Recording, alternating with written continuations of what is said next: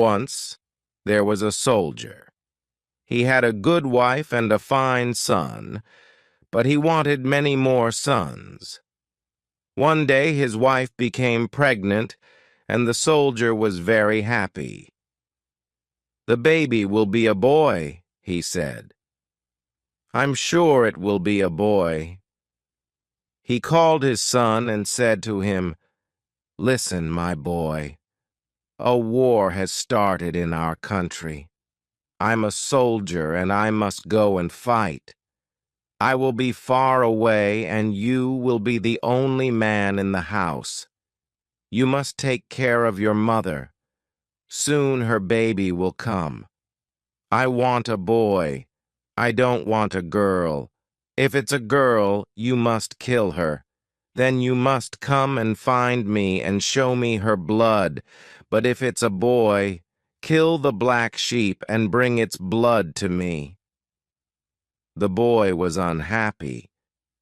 "Father," he said, "I can't kill my own sister." "You must be a man now," his father answered. "Remember, I only want a son." The soldier said goodbye to his family and went away to the war.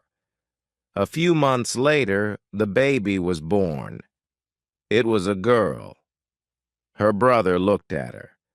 She was small and very sweet.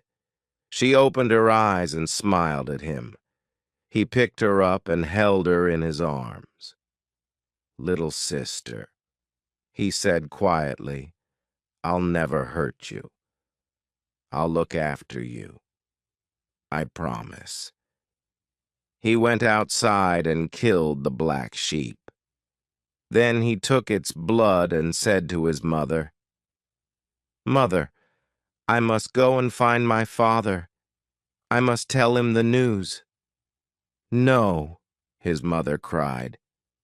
"Your father wanted a son. He didn't want a daughter." "Don't worry," the boy answered.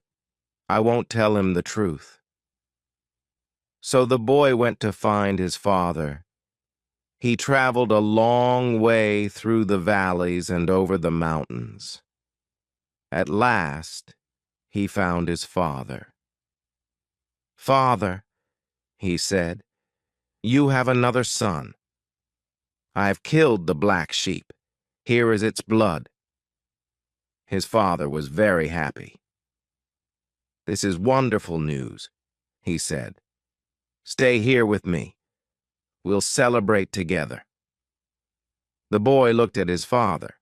He did not smile. "No, father," he said. "I must go back to my mother." The little girl grew quickly. She was a beautiful child. Her brother loved her. He made her little presents, told her stories, and sang to her. After a long time, the war ended. "Your husband is coming home," everyone said to the boy's mother. "It's wonderful news. Now you will be happy." The boy was very worried. He ran to find his sister. "Our father's coming home," he said. "When he comes, don't run up to him. Don't call him Daddy, and don't try to kiss him. Be like the other children in the village. Then he won't know that you are his daughter." When the soldier came home, everyone ran out to greet him. Only the boy waited at the house. "Are you well, father?"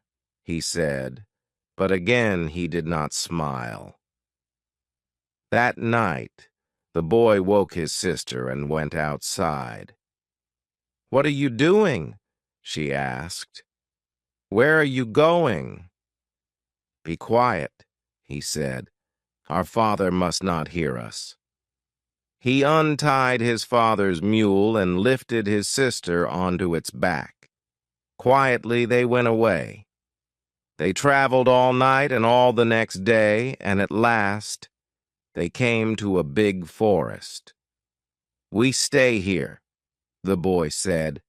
"Our father will never find us here." In the forest, the boy and his sister lived for many years. The little girl grew into a beautiful young woman, and the boy grew into a fine young man. Their life was difficult and dangerous. There were many ogres in the forest. The brother was brave and strong. He killed some of the ogres, but he could not kill them all. One day, a clever young ogre was walking past the house. He saw the girl and fell in love with her. He thought, I'm going to marry her. Every morning he watched her house. Every morning the young man went out to work in the fields, and every morning the ogre waited. When the girl was alone, he went to the house. "You're so beautiful," he said to the girl. "Marry me. I'm very rich. You will have the best clothes, the best food, and a big, beautiful home. Come away with me. Now we can be married today." "I can't marry you today," the girl said. "First, we must ask my brother." "But your brother hates ogres," the ogre said. "He has killed many of us. He will never let me marry you." The girl looked at him. She liked him. He was handsome and rich.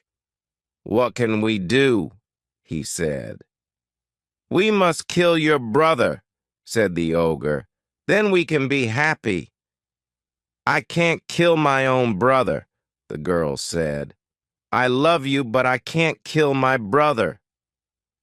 The ogre was angry. "Who do you love most?" he said. "Me or your brother?" "I don't know. I don't know," the girl said. Every day the ogre came, and every day he asked the same question. "Who do you love most, me or your brother?" One day the ogre said, "I can't wait any longer. Marry me or I'll go away. I'll never see you again." "All right," said the girl. "I'll marry you." The ogre was very pleased. "Now we will be happy," he said. "But how can we persuade my brother?" asked the girl.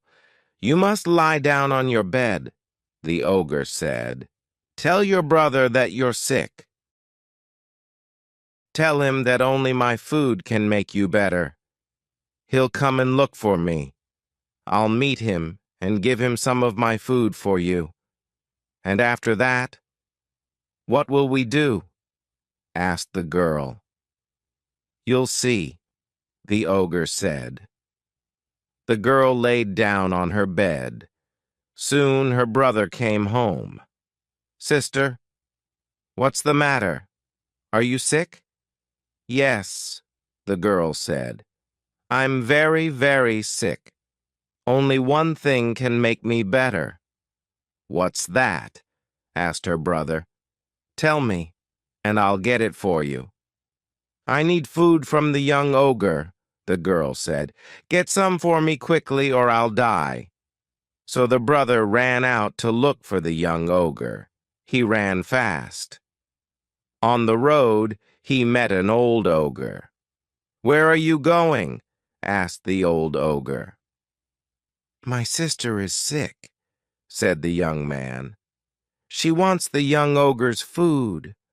Only that will make her better," he says. The old ogre shook his head. "You're in terrible danger," he said. "There is magic in the food of ogres. When your sister eats the food, she will change. Believe me, I know my people, and I know my sister." "The young man, she will never hurt me," the young man said. "You won't listen to me," said the old ogre, "but I'll help you. The young ogre and your sister will try to kill you. Before they kill you, you must say to them, 'Kill me if you like, but then put my body on the back of my mule. Put my rifle on the mule and send it out into the barley field.'" Then the old ogre went away, and the young man ran on. Soon he met the young ogre. "My sister is sick," he said. "Bring me the young ogre's food," she said. "Only that will cure me." The young ogre smiled. "I'll bring her some at once," he said. He ran fast to the brother's house and gave the girl some of his food. She ate it, and she changed. Now she was ready to kill her brother. Her brother came into the house. His sister was standing up. "Sister," he said, "you're better." "Yes," she said. "The ogre's food is a wonderful medicine. I'm quite better now. I feel strong and very happy. Brother, when I was sick, I had a dream of Father's house. We used to play a game. First, I tied you to the post of the house, and then you tied me to the post of the house. Do you remember that game?" Her brother smiled. "Oh, yes," he said. "I remember that game." "Let's play it now," said the girl. "I'll tie you to the post." So the young man tied his sister to the post of the house. They both laughed. "Untie me now, and I'll tie you." So the young man untied his sister from the post of the house, and she tied him to it. Then she went to the door of the house and called out, "Master, he's ready. Come now and kill him." The ogre ran into the house. He had a knife in his hand. "Stop. Wait, young man. You're going to kill me, I know that. Promise me one thing. Take my body and put it on my mule. Put my rifle on the mule and send it out into the barley field." "All right, I promise," said the ogre. "You'll be dead. You can't hurt us then." So the ogre killed the young man with his knife and cut him in many places. He and the girl untied the body and put it on the young man's mule. They put his rifle on the mule and sent it out into the barley field. The old ogre was waiting in the field. He took the mule to his house and lifted the young man's body off it. He breathed on the body. Life came back into it, and the young man stood up. The old ogre gave him his rifle and said, "You're alive again. I've saved your life." The young man thanked the ogre. He ran to his house, killed the young ogre with his rifle, and then took his sister and put her on the mule. He drove the mule back to his parents' house. "Look at your daughter," he said to them. "I saved her life, but she killed me. This is a terrible story." Everyone said, "It shows us one thing. You can be good and kind to people, but they will not always be good and kind to you."